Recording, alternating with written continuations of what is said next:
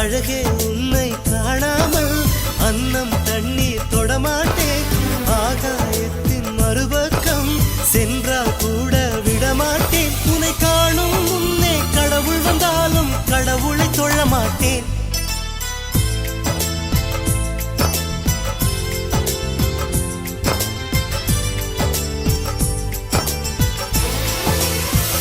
எங்கோ ஓர் சாலை வளைவில் உன் பிம்பம் தொலைந்ததடி.